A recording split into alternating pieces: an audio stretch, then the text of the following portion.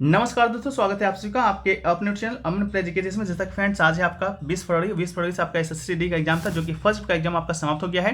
तो फर्स्ट में आपके जीके जीएस के जो 20 प्रश्न पूछे गए थे, उनमें से अधिकतम रियल प्रश्न मिल गए, जो कि आपका 100% रियल है।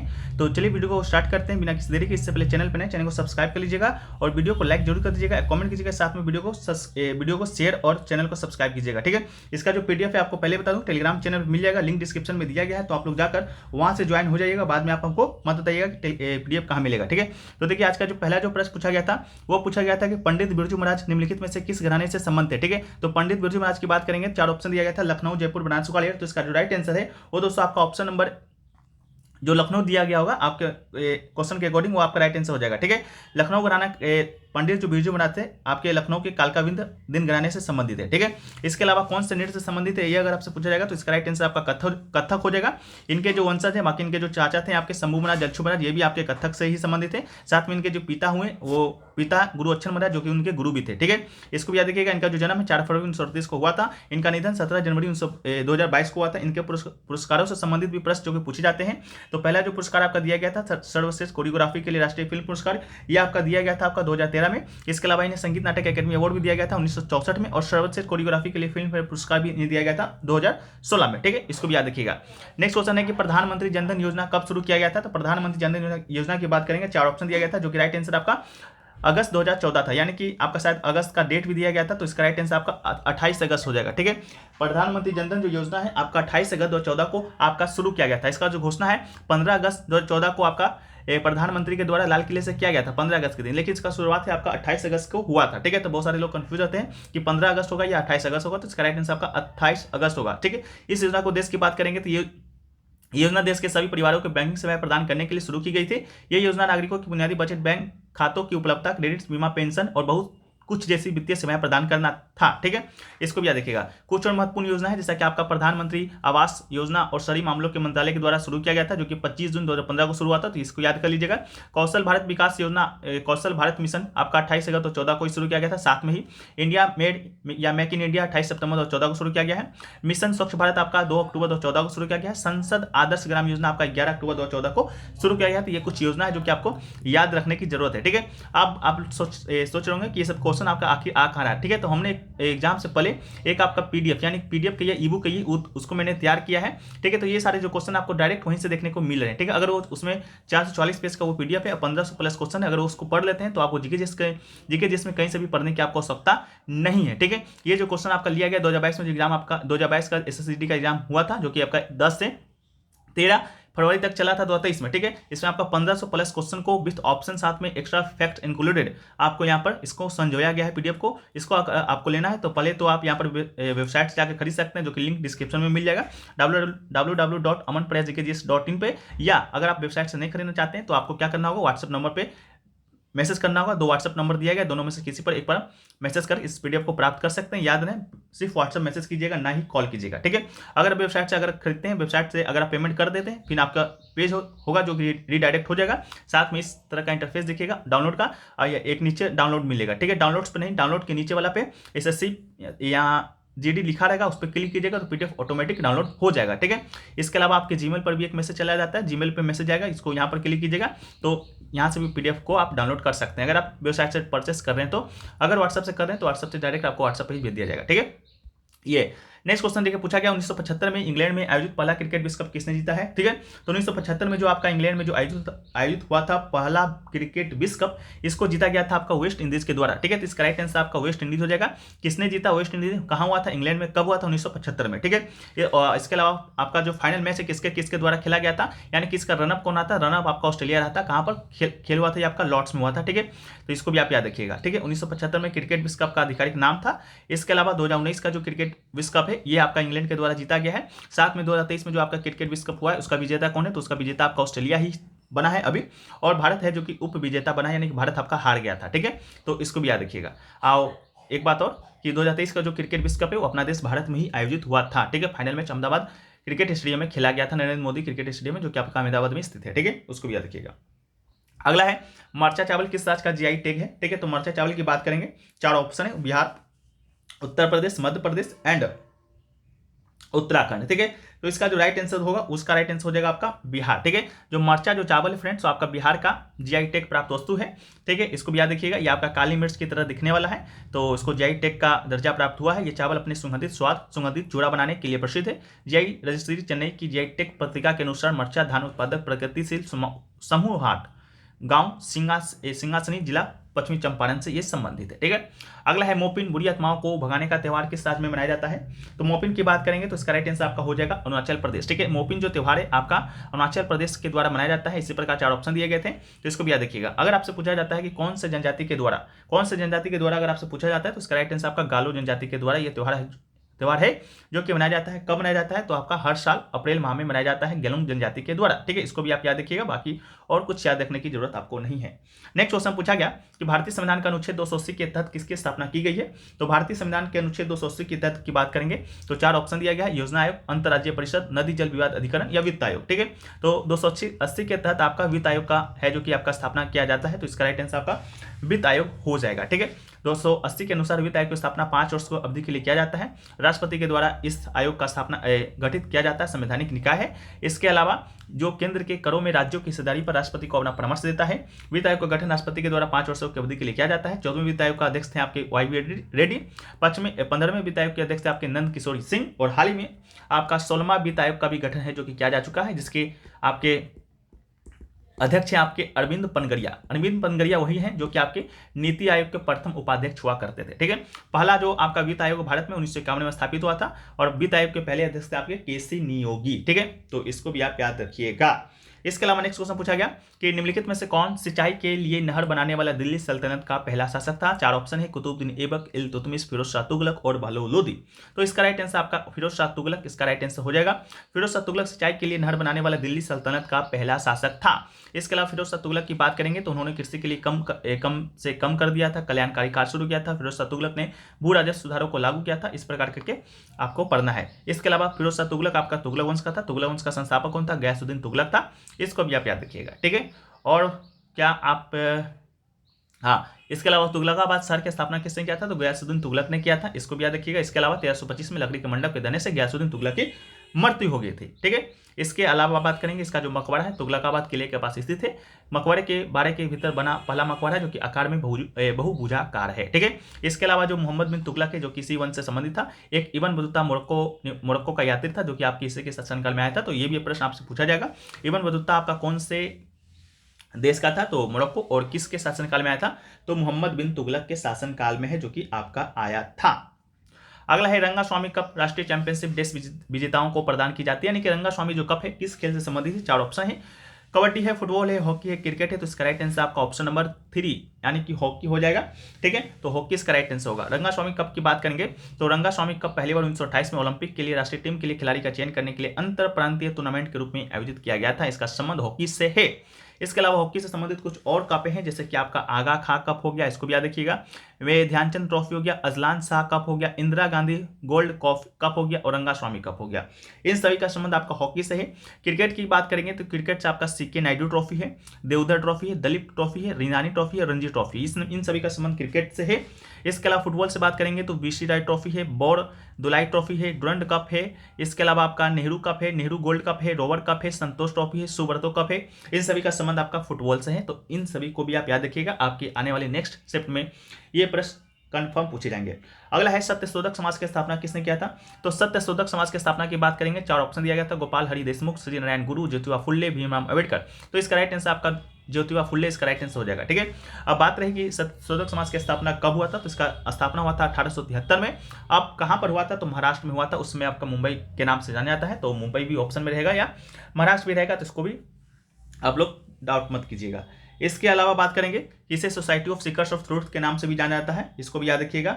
इसके अलावा और क्या इसके बारे में फैक्ट्स है? तो देखिए, धनंजय कीर ने 1974 में Mahatma Jyotiba Phule father of the our social revolution शीर्षक की अपनी जीवनी लिखी थी। ठीक है, तो इसको भी आप याद रख लीजिएगा।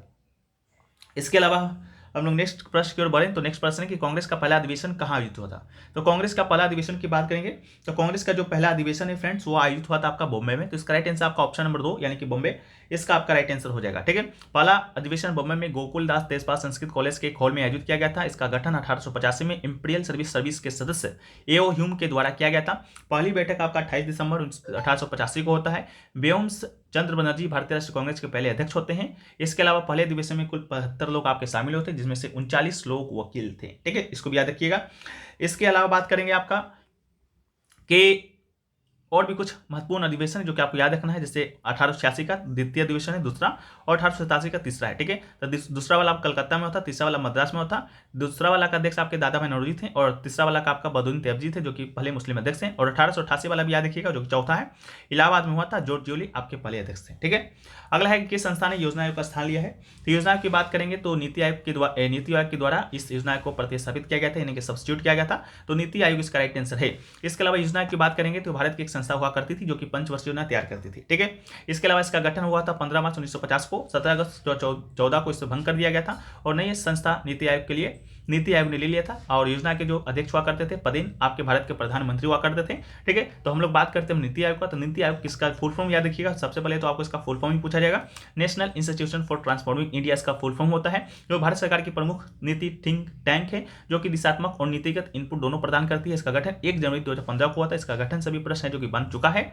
इसके अलावा इसके उपाध्यक्ष से प्रश्न बनता है। इसके उपाध्यक्ष आपके वर्तमान में सुमन बेरी जी हैं, पहले आपके अरविंद पनगरिया थे जो कि 16वें वित्त आयोग के अभी वर्तमान में अध्यक्ष हैं। इसके अलावा इसके सीईओ से भी प्रश्न बनते हैं। सीईओ हैं आपके BR सुब्रमण्यम। इसके अलावा पूर्णकालिक सदस्य है जो कि BK शाश्वत हैं, रमेश चंद्र है, VK पॉल है। ये आपसे नहीं पूछा जाएगा, बस सुमन बेरी पूछा जाएगा, BR सुब्रमण्यम पूछा जाएगा, 1 जनवरी 2015 पूछा जाएगा। इसके अलावा national institute for transforming India यानी कि फुल फॉर्म पूछा जाएगा। ठीक है, अगला है कि भारत के 50वें मुख्य न्यायाधीश कौन थे, यानी कि आपका क्वेश्चन का स्वरूप अलग थोड़ा सा था, यानी कि DY चंद्रचूड़ के बारे में पूछा गया था कि भारत के कौन से नंबर के मुख्य न्यायाधीश है। तो इसका राइट आंसर आपका 50वां था, लेकिन भारत के 50वें मुख्य न्यायाधीश कौन है तो DY चंद्रचूड़ है। तो इसका राइट आंसर आपका DY चंद्रचूड़ हो जाएगा। ठीक है, इन्होंने 9 नवंबर 2022 को राष्ट्रपति भवन में शपथ लिया था। शपथ कौन दिलाता है तो भारत के जो राष्ट्रपति होता है वही शपथ दिलाते हैं। वर्तमान में राष्ट्रपति आपके द्रौपदी मुर्मू जी हैं, तो वही शपथ दिलाते हैं। ये किसका स्थान लिए थे तो ये आप स्थान लिए थे UU ललित, यानी कि उदय उमेश ललित का स्थान लिए थे, यानी कि उदय उमेश ललित आपको 49वें थे। 48वें की बात करेंगे तो NV रनवा थे, रनमा। ठीक है, रवन्ना। ठीक है, तो 48वें 49वां 50वां आपका हो गया है। वर्तमान में आपके DY चंद्रचूड़ साहब जी हैं। ठीक है, इसके अलावा अगला है कि वर्नाकुलर प्रेस अधिनियम किस वर्ष पारित हुआ था। तो वर्नाकुलर प्रेस अधिनियम या एक्ट की बात करेंगे तो आपका 1878 में यह पारित हुआ था। इसे गैंगिंग एक्ट के नाम से भी जाना जाता है, क्योंकि यह अंग्रेजी और भाषाओं के अखबार के बीच भेदभाव करता था। ठीक है, इसके अलावा 1848 में लॉर्ड लिटन के द्वारा यह पारित किया गया था। ठीक है, इसका मुख्य उद्देश्य था क्या, अखबारों पर प्रतिबंध लगाना। ठीक है, यानी कि अभिव्यक्ति की आज़ादी पर प्रतिबंध लगाना, जो कि वर्तमान में अनुच्छेद 19 के तहत हम लोगों को दिया गया है। इसके अलावा वर्नाकुलर प्रेस एक्ट को आपका रद्द भी किया गया था 1881 में। किसके द्वारा, लॉर्ड रिपन के द्वारा। याद रखिए कि लॉर्ड रिपन के द्वारा आपका रद्द किया गया था और लॉर्ड लिटन के द्वारा इसे पारित किया गया था। ठीक है, अगला है कि केंद्रीय प्रत्यक्ष बोर्ड यानी कि CBDT के नए अध्यक्ष के रूप में किसे नियुक्त किया गया है। तो CBDT के अध्यक्ष के रूप में बात करेंगे तो इसके अध्यक्ष के रूप में आपके नितिन गुप्ता जी को आपका क्या किया गया है, इनका ये पहले से भी थे, इनका हाल ही में कार्यकाल बढ़ाया गया है, तो नितिन गुप्ता इसका राइट आंसर होगा। अगला है कि केरल में मोपला विद्रोह या मालाबार विद्रोह कब हुआ था। तो मोपला विद्रोह की बात करेंगे केरल में, तो यह हुआ था आपका 1921 में। तो इसका राइट आंसर आपका 1921 होगा। पहली बात तो मोपला विद्रोह जिसे कि मालाबार विद्रोह के नाम से जाना जाता है, कहाँ हुआ था, केरल में। कब हुआ था तो 1921 में। ठीक है, 20 अगस्त 1921 से 1922 तक केरल के मालाबार क्षेत्रों में हुआ था। इसे मोपला नरसंहार, मोपला दंगो, मोपिला दंगो के रूप में भी जाना जाता है। बाकी आप लोग कुछ मत याद रखिएगा, बस कहाँ हुआ था, कब हुआ था और किस नाम से जाना जाता है। और इसे दक्षिण भारत का पहला राष्ट्रीय आंदोलन भी कहा जाता है, इस बात को भी याद रखिएगा। ठीक है, चलिए नेक्स्ट क्वेश्चन है कि भारत के संविधान का कौन सा अनुच्छेद उच्च न्यायालयों को रिट जारी करने का अधिकार देता है। यहाँ उच्च न्यायालय है, ठीक है, उच्चतम न्यायालय नहीं है। उच्चतम न्यायालय आपका सुप्रीम कोर्ट है, लेकिन उच्च न्यायालय है आपका हाई कोर्ट। ठीक है, तो हाई कोर्ट के विषय में पूछा गया था, तो इसका राइट आंसर आपका अनुच्छेद 226 इसका राइट आंसर हो जाएगा। इसके अलावा उच्चतम न्यायालय रहता है यानी कि सुप्रीम कोर्ट रहता है, तो अनुच्छेद 32 होता, तो इसको भी याद रखिएगा। अनुच्छेद 226 के तहत मौलिक अधिकारों के परिवर्तन के लिए निर्देश, आदेश या रिट जारी करने का क्षेत्राधिकार प्राप्त है।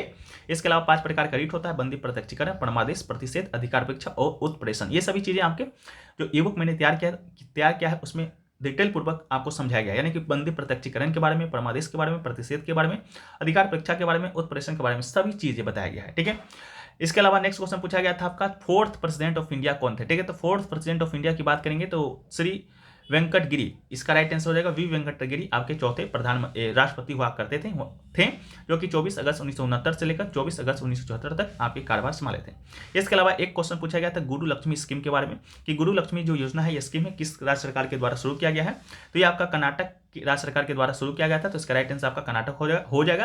किसके द्वारा शुरू किया गया था, तो राहुल गांधी जी के द्वारा शुभारंभ किया गया था। योजना के तहत 1.11 करोड़ लोगों की महिला मुखिया को 2000 रुपये ट्रांसफर किए जाएंगे। इसके अलावा एक क्वेश्चन और पूछा गया था, भारत रत्न डॉक्टर अंबेडकर अवार्ड से किसे सम्मानित किया गया अभी हाल ही में, करंट अफेयर से। तो भारत रत्न डॉक्टर अंबेडकर अवार्ड की बात करेंगे तो इसे आपके उत्तर प्रदेश के जो मुख्यमंत्री हैं वर्तमान में योगी आदित्यनाथ जी, उनको आपका सम्मानित किया गया था। तो इसके राइट आंसर आपका योगी आदित्यनाथ हो जाएगा। ठीक है, किसके द्वारा प्रदान किया गया था, पूर्व राष्ट्रपति रामनाथ कोविंद जी के द्वारा। ठीक है, तो इसका राइट आंसर आपका हो जाएगा। इसके अलावा बात करेंगे तो नेक्स्ट क्वेश्चन है कि मेंडलेव की आवर्त सारणी में कुल कितने तत्व मौजूद थे। तो मेंडलेव की आवर्त सारणी की बात करेंगे तो कुल 63 यानी कि 63 तत्व है जो कि मौजूद थे। इन्होंने आवर्त सारणी दिया था कब, 1869 में। इसको भी याद रखिएगा, 1869 में आपका महात्मा गांधी जी का भी जन्म होता है, उसी समय आपका मेंडलेव आवर्त सारणी है जो कि प्रकाशित करता है, जिसमें 73 तत्व है जो कि मौजूद हुआ करते थे। इसके आवर्त सारणी में तत्वों को बढ़ते परमाणु द्रव्यमान के क्रम में संयोजित किया गया था। ठीक है, इसके अलावा नेक्स्ट क्वेश्चन पूछा गया कमल का प्रवाची शब्द निम्न में से कौन सा है। कमल के प्रवाची शब्द की बात करेंगे तो कमल के प्रवाची शब्दों में आपका देखिए कौन कौन है। कमल के प्रवाची शब्द में आपका है नलिन है, अरविंद है, उत्पल है, अभोज है, तमरस है, पुष्कर है। इसके अलावा मेरे ख्याल से आपके ऑप्शन में सरोज दिया गया था। ठीक है, तो आपका सरोज इसका राइट आंसर हो जाएगा। अगला क्वेश्चन पूछा गया उद्गम का विलोम शब्द क्या है। तो उद्गम का विलोम शब्द की बात करेंगे तो उद्गम का विलोम शब्द आपका क्या है, उद्गम का विलोम शब्द आपका विलय है। इसके अलावा एक क्वेश्चन पूछा गया था भारत रत्न से सम्मानित प्रथम संगीतकार, भारत रत्न से सम्मानित प्रथम संगीतकार पूछा गया था। तो इसका राइट आंसर MS सुब्बालक्ष्मी इसका राइट आंसर हो जाएगा। क्या हो जाएगा, MS सुब्बालक्ष्मी। बाकी डिटेल पूर्वक हम लोग रात को एक्सपेक्टेड क्वेश्चन जो कि आज के शिफ्टों के आधार पर कल क्या पूछी जाएंगे उसको हम लोग रात को करेंगे। ठीक है, तो आप लोग को इतना क्वेश्चन आपको हमने बता दिया, लगभग सारे क्वेश्चन ही हमने आपके साथ डिस्कस जो कि कर दिए हैं। ठीक है, अब बात कर लेते हैं आज का गुड अटेम्प्ट का, यानी कि आज का गुड अटेम्प्ट आपका कितना था या कितना होना चाहिए। ठीक है, सिर्फ गुड अटेम्प्ट के बारे में हम लोग बात करते हैं। तो देखिए बारी बारी से बात करते हैं। पहला तो बात करेंगे जनरल इंटेलिजेंस इन रीजनिंग, यानी कि रीजनिंग की बात करते हैं। आज से हम लोग रीजनिंग को लिखते हैं। 20 क्वेश्चन आपसे पूछे गए थे। गुड अटेम्प्ट की बात करेंगे तो 17 से 18 आपका यहाँ पर गुड अटेम्प्ट है। ठीक है, डिफिकल्टी लेवल की बात करेंगे तो रीजनिंग का डिफिकल्टी लेवल आपका इजी था। इसके अलावा आपका जनरल अवेयरनेस यानी कि जीके की बात करते हैं, जीके जीएस का, तो 20 क्वेश्चन इसमें से पूछे गए थे। और इसका बात करेंगे आपका गुड अटेम्प्ट का तो 11 से 12 थे, हालांकि बहुत कम है, और भी बढ़ना चाहिए। अगर PDF उसको पढ़ लेते हैं तो मेरा ख्याल है कि 15 प्लस से ही आपका जीके जीएस का गुड अटेम्प्ट रहेगा। ठीक है, फिर भी 11 से 12 बहुत सारे स्टूडेंट का कहना है। इसको भी बात करेंगे तो इजी टू मॉडरेट आपका जीके जीएस का था, इजी टू मॉडरेट। इसके अलावा बात करेंगे मैथ का, तो मैथ से भी आपका 20 प्रश्न पूछे गए थे, जिसमें से गुड अटेम्प्ट आपका 13 से 15 था, और ये भी आपका इजी टू मॉडरेट ही था। इसके अलावा आपका हिंदी की बात करते हैं तो हिंदी में या इंग्लिश दोनों सेम ही है लेवल, तो 20 क्वेश्चन इसमें से पूछे गए थे। 17 से 18 इसका गुड अटेम्प्ट था और आपका ये बिल्कुल ईजी था। ठीक है, तो ये आपका रहा। ओवरऑल बात करते हैं तो 80 क्वेश्चन पूछा गया था। 80 क्वेश्चन में से गुड अटेम्प्ट आपका 58 से लेकर 63 नंबर तक का अगर आपने अटेम्प्ट किया है तो आप एक बेहतर स्कोर है जो कि कर पाएंगे। ठीक है, यानी कि इतना ही गुड अटेम्प्ट है 58 से लेकर 63। ठीक है, तो ये सभी चीज़ें आप आज के एग्जाम में पूछे गए थे। बाकी जो भी डाउट वगैरह हैं आप लोग क्या कीजिएगा, कमेंट सेक्शन में हम लोग को बता दीजिएगा। जो भी डाउटें होंगी हम आपको वहाँ से बताने का प्रयास करेंगे। ठीक है, तो ये सभी आपके पूछे गए थे एक्यूरेट। ठीक है, बाकी 1-2 क्वेश्चन अगर मिसमैच भी हो गया होगा तो उसके लिए हमें क्षमा कीजिएगा। साथ में PDF जरूर ले लीजिए। ये 1500 क्वेश्चन का ऐसा PDF है जो कि हर एक प्रश्न आपको यहीं से देखने को मिलेंगे। 100 से में 100% का तो हम रिस्क नहीं लेते हैं, लेकिन हाँ 80 to 85 या 90% तक प्रश्न आपको यहाँ से देखने को मिलेंगे। PDF को प्राप्त करने के लिए आप वेबसाइट से भी प्राप्त कर सकते हैं, इसके अलावा व्हाट्सएप नंबर से भी प्राप्त कर सकते हैं, जिससे भी आपको सुविधा हो। याद रहे वेबसाइट से प्राप्त कीजिएगा तो आपको डाउनलोड्स का ऑप्शन मिलेगा। डाउनलोड का ऑप्शन में के नीचे जाइएगा तो डाउनलोड का ऑप्शन मिलेगा। डाउनलोड का ऑप्शन में SSC GD यहाँ पर लिखा रहेगा, इस पर क्लिक कीजिएगा तो PDF ऑटोमेटिक आपका डाउनलोड हो जाएगा। डाउनलोड के सेक्शन में जाकर देख लीजिएगा। इसके अलावा आपके जीमेल पर भी एक मैसेज आता है इस प्रकार का, thank you for your order. इसके बाद यहाँ पर भी डाउनलोड के नीचे यहाँ पर क्लिक कीजिएगा तो यहाँ से भी PDF आप डाउनलोड कर सकते हैं। और अगर व्हाट्सएप पर परचेस करते हैं तो व्हाट्सएप पर कैसे भी परचेस करते हैं आपको PDF वहीं पर दे दिया जाएगा। आशा करते हैं वीडियो पसंद आएगा। वीडियो पसंद आए तो वीडियो को लाइक कर दीजिए, चैनल को सब्सक्राइब कर दीजिए, नोटिफिकेशन बेल कॉल पर क्लिक कर दीजिए। ऐसे ही हर शिफ्ट का एनालिसिस पाने के लिए जब तक के लिए जय हिंद, जय भारत, वंदे मातरम।